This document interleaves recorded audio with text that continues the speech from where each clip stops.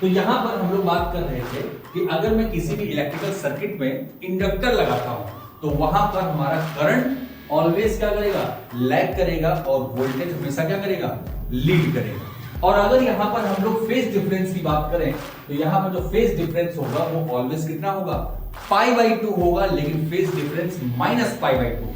ठीक है ना। फिर बात करते हैं हम लोग इसके फेजर डायग्राम की। जिस भी फिजिकल क्वांटिटी का हम फेजर ड्रॉ कर रहे हैं वो उस फिजिकल क्वांटिटी की मैक्सिमम वैल्यू को रिप्रेजेंट करता है और साथ ही साथ उस फेजर का जो y एक्सिस वाला कंपोनेंट है उसी फिजिकल क्वांटिटी की इंस्टेंटेनियस वैल्यू को रिप्रेजेंट करता है। अब जैसा कि मैंने कहा कि यहां वोल्टेज का फेजर ड्रॉ करने जा रहा हूं, तो वोल्टेज का फेजर ड्रॉ करने के लिए जैसा कि मैंने कहा कि मुझे देखना होगा कि इसका फेज कितना है, तो इसका फेज कितना है, ओमेगा टी। तो x एक्सिस के साथ में ओमेगा टी एंगल पर वोल्टेज का फेजर ड्रॉ करूंगा। ठीक है। और ये फेजर किसको रिप्रेजेंट कर रहा है, ये फेजर रिप्रेजेंट कर रहा है वोल्टेज की मैक्सिमम वैल्यू ई नॉट, और इसका जो y एक्सिस वाला कंपोनेंट है वो इसकी इंस्टेंटेनियस वैल्यू यानी कि E = E not sine omega T को रिप्रेजेंट कर रहा है। ऐसा है कि नहीं, पक्का। फिर उसके बाद मैंने कहा कि मैं करंट का फेजर अगर ड्रॉ करता हूं तो करंट का जो फेजर है वो हमको π/2 का फेज डिफरेंस है, और मैंने जैसा कि बताया कि जो एंगल हम कोऑर्डिनेट्स में कंसीडर करते हैं वो हमेशा एंटी क्लॉकवाइज कंसीडर करते हैं।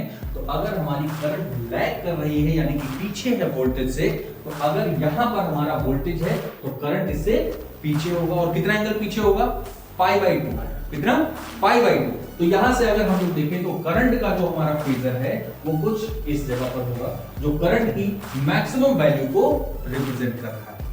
डन।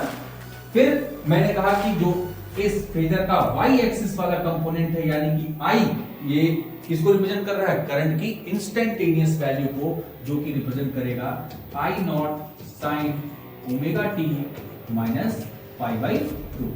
डन। तो ये हमारा फेजर डायग्राम हो गया।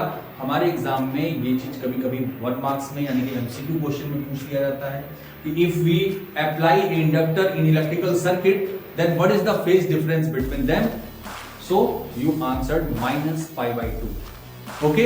एंड कभी कभी ये भी पूछ लेता है कि कौन लीड कर रहा है और कौन लैग कर रहा है। तो अगर मैंने किसी भी इलेक्ट्रिकल सर्किट में इंडक्टर अप्लाई किया है तो वहां पर करंट हमेशा क्या करेगा, लैग करेगा और वोल्टेज लीड करेगा। कोई डाउट इसमें?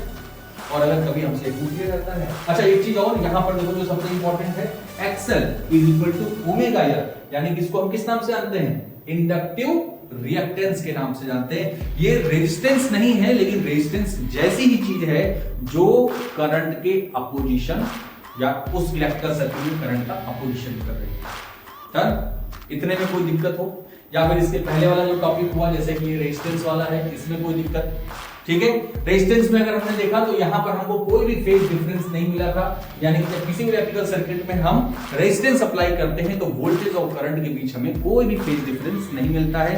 वेव फंक्शन डायग्राम जो, अच्छा है एक और इंपॉर्टेंट बात, यहां पर जब हम लोग इंडक्टर अप्लाई किए तो हमारे पास वेव फंक्शन डायग्राम कैसा होगा, जरा इसके बारे में बात कर लेते हैं। जो वेव फंक्शन डायग्राम है वो कैसा बनेगा, देखो। अब यहां पर वेव फंक्शन डायग्राम जैसा कि मैंने बताया कुछ इस तरीके से हम लोग ड्रॉ करेंगे। ये देखो, सबसे पहले मैं किसका वेव फंक्शन डायग्राम बनाऊं, वोल्टेज का। तो वोल्टेज का जो वेव फंक्शन डायग्राम होगा वो कुछ इस तरीके का होगा, मैंने कहा ये या यहां पर। डन। और एक कंप्लीट साइकिल जहां पर होगी, कंप्लीट साइकिल को मैं क्या कहूंगा, 2π, ये क्या होगा, π, और ये क्या होगा, π/2, ये भी क्या होगा, π/2।